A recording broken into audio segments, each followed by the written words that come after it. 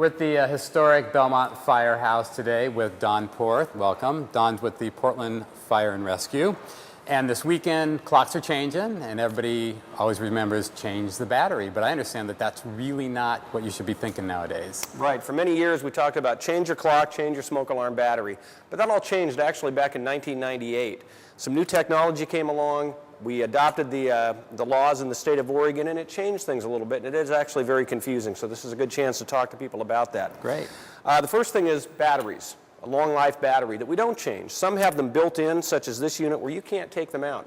Others, it looks like the conventional 9-volt battery, but it's not intended to be replaced. It's installed initially, and it stays there for the life of the smoke alarm. And we can tell the life of the smoke alarm now because there's also a manufacture date on the back. Here I've circled it, wouldn't normally be circled, but that tells us when this was new, so we also know when to take it out. But we also need to test that along the way. But after 10 years, those batteries should have run their course, and the whole unit needs to be replaced. So we don't replace the battery. 10 years is up. We get a new smoke detector. Smoke alarm. Smoke alarm. A smoke alarm, that's it. So yes, after 10 years, the whole unit gets replaced. The biggest reason for that is after 10 years' time, a unit like this will have lost about 40% of its effectiveness. Dust buildup in the sensing chamber, in this ionization type with a little radioactive element that helps make it work, that's gone through a portion of its half-life. Bottom line is, these things are not designed to last forever. They're designed to last for 8 to 10 years and then be disposed of. So testing? Testing monthly. You need to know that it's working. There's a test button on it that tells you that it's functioning. You need to use that. When it goes dead, just like in the old days, it will chirp for a couple of weeks and then it goes dead. If you happen to miss it or be gone during that couple-week period of time, you're not going to know that it's dead unless you're testing it monthly. Okay, and then also checking the date on it? The date, yep, again, that's right on the back. Just check that periodically to make sure it hasn't run its course or overstayed its welcome.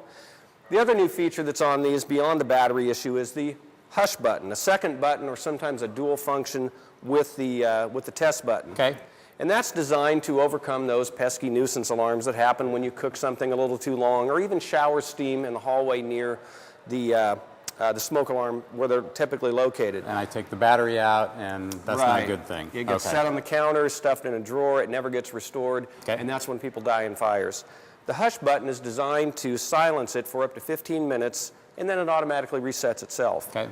Now, some people are concerned because smoke alarms, as of course they're supposed to be, are on the ceiling and they can't reach it. And we certainly don't want people climbing up on a chair, falling down, and causing a different kind of emergency for us. But something as simple as a broomstick, you can take the end, reach up, push the button to silence it, and again, from there it takes care of itself. That's great. So can you tell me a little bit about the placement? The placement is important. First of all, you need one on each living level of the home. So a multi-story house needs one on each living level. Two, okay. Yeah, now a basement may not be occupied, but there may be furnaces or clothes dryers and other things down there that could be the source of a fire. A good idea to have one near there. When you place them near the sleeping areas is most important. Kitchens tend to be notorious for false alarms, and besides, you're awake when you're in the kitchen. There's no need for one there. If a fire breaks out, you're going to be aware of it right away. You're vulnerable to fire at night when you're asleep. Having these near the bedrooms and the hallway outside of the bedrooms, most important. Inside bedrooms as well. If a fire starts in a bedroom and a door is closed, the fire can build up quite substantially before it breaches the door and sets the one off in the hall. So in each bedroom, outside of the bedrooms in the hallway, on each living level of the home. I think I have about 12 in my home as it goes. More than I have. Now the higher the better also, because as we know, smoke rises. We're going to see a little demonstration of this later. Smoke rises to the ceiling and works its way back down. So the higher this is, the sooner it's going to go off. The sooner it goes off, the more time you have to escape. So the demonstration is referring to the learning center you have, and this whole building is a learning center. What all do you have here that people can come and see? Well, a lot of things, and a lot of what you see are some of our artifacts, our historic artifacts. So we do have our history displayed here, samples of it throughout, and it's a very interesting history. But our history is, for the last 156 years, we've been here because people are unsafe. And we respond to those unsafe activities. And this place is about reducing the opportunity for people to be unsafe, to come in and learn about the things that cause them to be unsafe and help them live a safer life so we don't have to go out 67,000 times to emergencies. So there's a number of different things here that help demonstrate that. And of course, there's always firehouse staff, firefighters available to answer questions. We have our hazard house, which shows a variety of hazards that occur around the house, very typical things where we can help people understand how to correct those things and live a safer life.